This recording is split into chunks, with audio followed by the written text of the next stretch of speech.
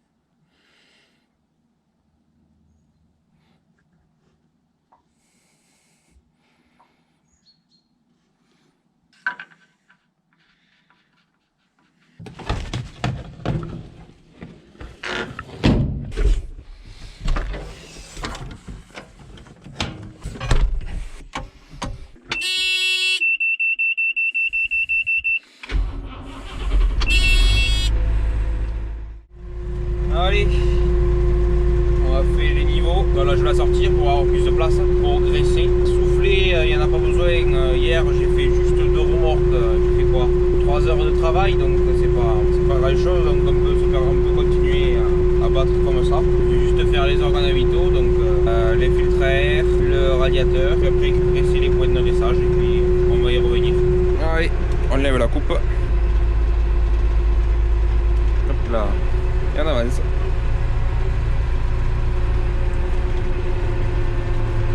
On va lever les rabatteurs parce que j'ai un graisseur dessous là. Ah ouais. Déjà on va commencer par ouvrir toute l'étole. Bon là c'est la caisse à outils, donc il n'y a pas de graisseur. Là il y a le broyeur qui sera graissé parce que lui il tourne assez vite. Là on a surtout la cuve à gasoil, il me semble pas, à part les vérins, il me semble pas qu'il y ait de ce côté qui est de graisseur. Non il n'y en a pas parce que sinon il y aurait un tableau. Hop, la sécurité. Voilà. Et là comme il y a des graisseurs, il y a un tableau qui nous répartirait où ils sont. Là après j'en ai un là-haut au tambour.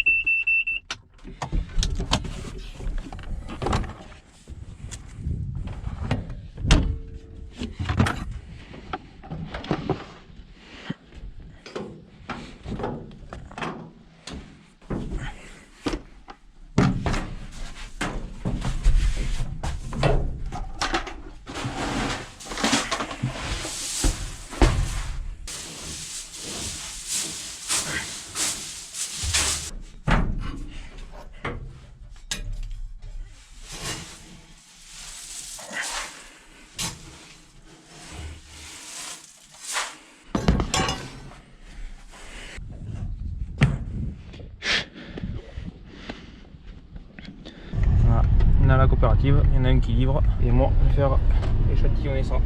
Bon, donc du coup l'échantillon est sec et ouais, on a un 9,1, la limite c'est 9, mais bon, jusqu'à 10 on n'a pas de frais de séchage, on a juste l'humidité en trop qui nous a enlevé sur le poids total. Donc on se retrouve au champ, allez, à de suite.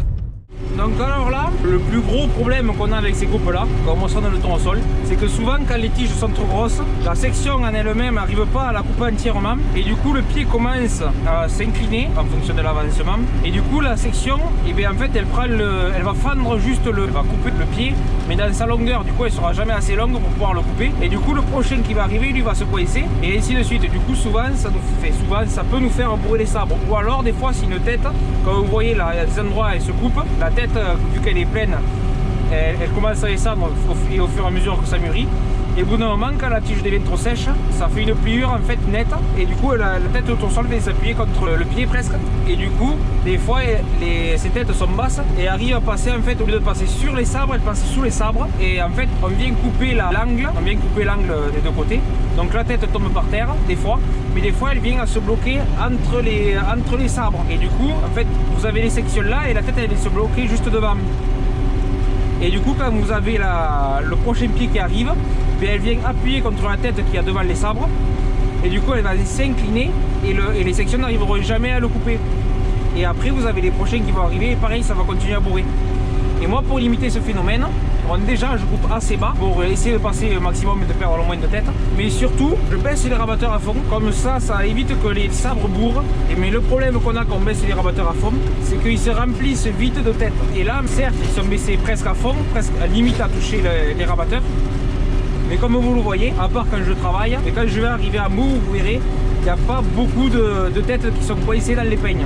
Et ça en fait c'est dû parce que je fais tourner le rabatteur un peu moins vite que la vitesse d'avancement. D'habitude pour le blé, pour une culture normale, on la fait tourner un peu plus vite pour vraiment projeter la culture dans la coupe. Sauf que là on vient justement, vu qu'on a les sabres, on vient essayer de la rabattre en avant et de la faire rentrer presque par le pied et faire rentrer la tête à la fin. Et ça nous permet d'avoir une vitesse d'avancement plus élevée et surtout, comme la tête se retrouvera au bout, et bien j'ai la vis qui va aspirer la tête et quand le peigne arrivera en bout, et en fait il y aura le doigt et la tête va juste se décrocher du doigt vu qu'elle sera aspirée par la vis. Donc voilà pourquoi j'ai les rabatteurs baissés presque à fond et que je peux rouler assez vite.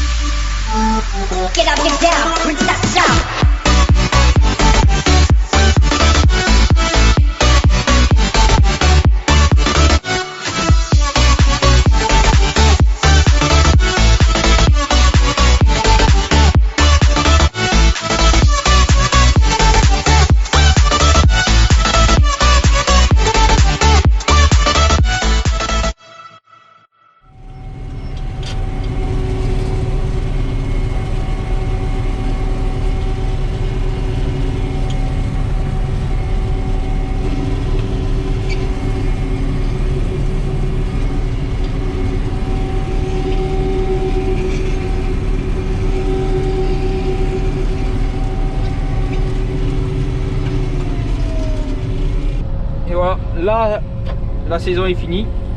Et comme je vous disais là, pour l'instant je reste dedans parce que dehors il y a plus de bruit.